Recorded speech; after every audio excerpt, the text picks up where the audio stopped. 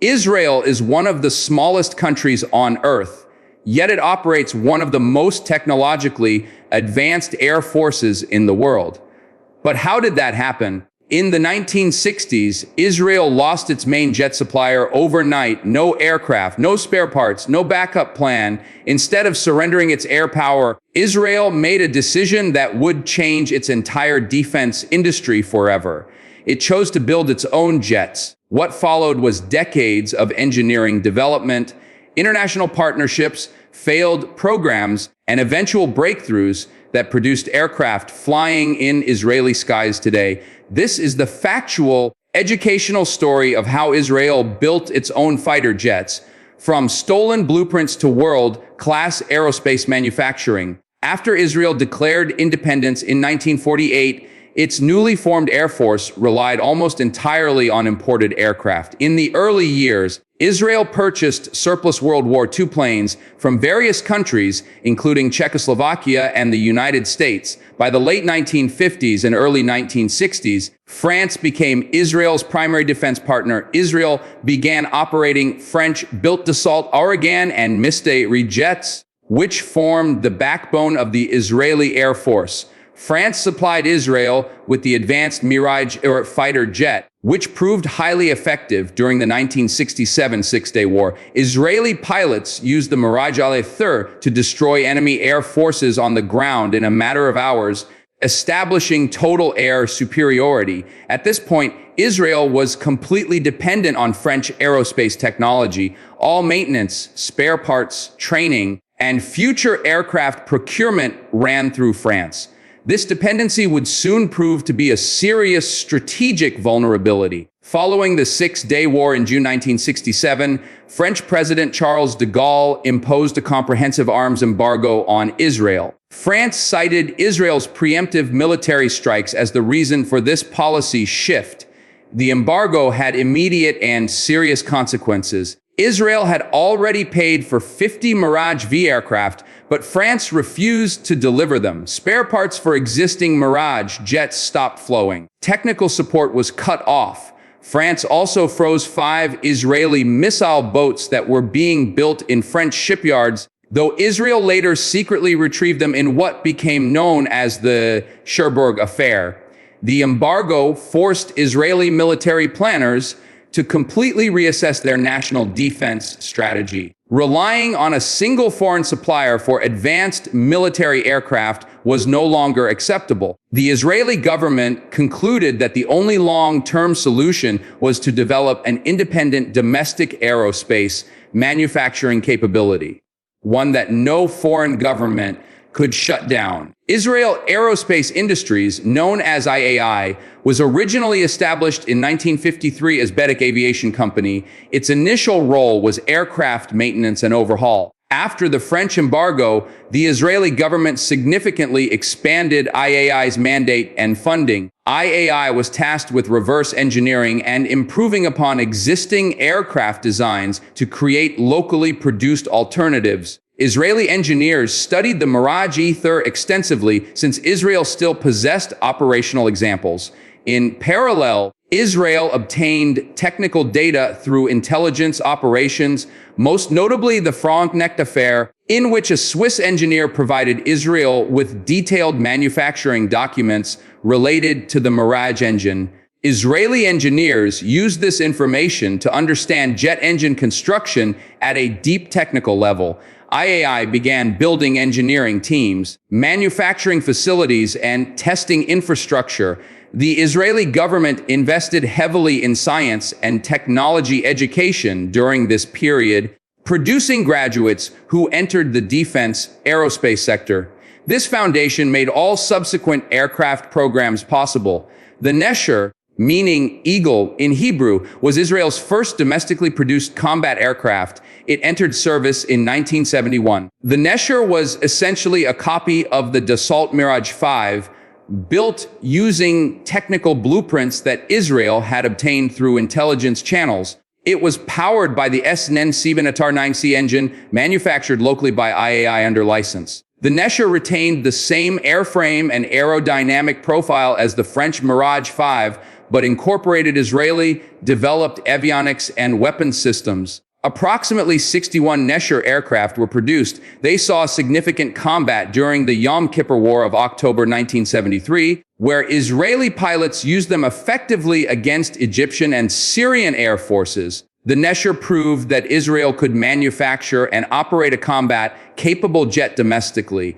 After being replaced by more advanced aircraft in Israeli service, the remaining Neshers were sold to Argentina, where they were designated the Dagger and used operationally during the 1982 Falklands War. The Kfir, meaning lion cub, was Israel's first truly original combat aircraft. It entered service with the Israeli Air Force in 1975. While the Kfir retained the Mirage Delta wing airframe as its aerodynamic basis, it incorporated a fundamentally different engine, the American General Electric J79 turbojet, the same engine used in the F-4 Phantom. This engine swap required significant structural modifications to the airframe, including a shortened nose, a larger air intake, and a strengthened fuselage. Israeli engineers also added canard foreplanes to improve maneuverability and low-speed handling. The Kfir featured domestically developed radar, electronic warfare systems, and weapons integration. It was a genuine engineering achievement for a country of Israel's size. The Kfir was used operationally during the 1982 Lebanon War. It was also exported to Ecuador and Colombia. The United States Navy and Marine Corps leased Kfir aircraft as adversary trainers under the designation F-21A, a significant validation of the aircraft's performance. The Lavi, meaning Young Lion, was Israel's most technologically ambitious aircraft development program. Initiated in the late 1970s and officially launched in 1980, the Lavi was designed to be a modern multi-role fighter incorporating advanced fly-by-wire flight controls, composite materials, and a sophisticated avionics suite. The program received partial funding from the United States, which supplied approximately $1.5 billion toward development costs. The Lavi was designed around the Pratt & Whitney PW120 engine and featured a close, coupled canard delta configuration. Two prototypes were built and successfully flew between 1986 and 1987, demonstrating excellent performance characteristics. However, the program faced mounting cost projections and political controversy. American aerospace manufacturers, particularly General Dynamics, lobbied against the Lavi, arguing it would compete directly with the F-16 in export markets. In 1987, the Israeli government voted to cancel the Lavi program, citing projected costs that had grown to an estimated $2.2 billion per aircraft production run. The cancellation of the Lavi in August 1987 was a contentious decision within Israel. The vote in the Israeli cabinet was close, 12-11 in favor of cancellation. Supporters of the program argued that the Lavi would have provided Israel with long-term technological independence and a competitive export product. Critics argued the costs were unsustainable and that purchasing additional F-16s from the United States was more economical.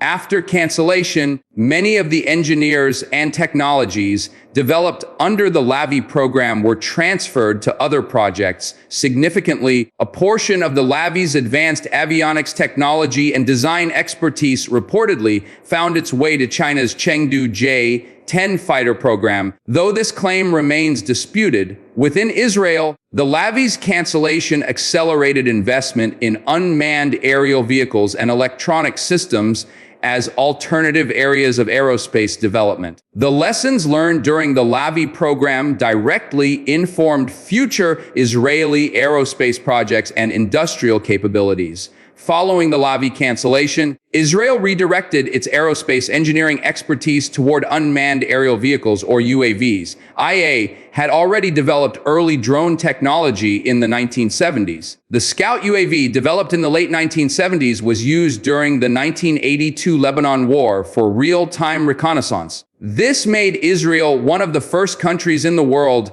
to use UAVs operationally in combat. IA then developed the Pioneer UAV, which was jointly produced with the United States and used by the U.S. military during the Gulf War in 1991. Later, IAI produced the Heron series of long-endurance reconnaissance drones, which are today operated by numerous countries, including India, Germany, France, Canada, and Australia. Elbit Systems, another major Israeli defense company, developed the Hermes series of UAVs. Israel became the world's largest exporter of drones, a direct result of investing its aerospace engineering talent in unmanned systems after manned fighter development was no longer prioritized. Today, the Israeli Air Force operates the Lockheed Martin F-35I Adir, a customized version of the F-35A specifically modified for Israeli requirements. Israel was the first country outside the United States to receive the F-35, taking delivery in December 2016. The designation stands for a version fitted with Israeli developed electronic warfare systems, communications equipment, and weapons integration. Israel negotiated the right to integrate its own technology into the aircraft, a condition that was unique among F-35 partner nations. IAI continues to manufacture components for the global F-35 production line, including wing sections and other structural elements, making Israel an active industrial partner in the program. Domestically, IAI and Elbit Systems continue upgrading Israel's existing fleet of F-15 and F-16 aircraft with advanced Israeli-developed radar systems, electronic warfare suites, and helmet-mounted display systems. Israeli aerospace exports today total several billion dollars annually, with customers across Asia, Europe, and the Americas. Israel's aerospace journey offers a clear educational case study in how strategic necessity can drive technological development. Beginning with complete dependence on foreign suppliers in the 1950s, Israel systematically built domestic engineering capability through crisis investment and decades of accumulated knowledge. The Nesher demonstrated that Israel could manufacture aircraft. The Kfir demonstrated that Israel could engineer original solutions. The Lavi demonstrated that Israel could design a world-class advanced fighter. And the drone industry demonstrated that Israel could identify new domains and lead globally.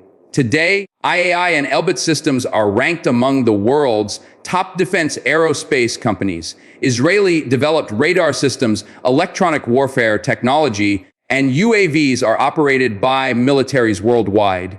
The core lesson is straightforward. Technological sovereignty requires long-term investment in education, engineering infrastructure, and research, even when the immediate cost seems high. Israel's aerospace history is a documented example of that principle in practice. If you learned something new from this video, please like and subscribe. It helps this channel reach more people who want factual, educational content on defense history and aerospace technology. Drop a comment below which part of Israel's aerospace story surprised you the most.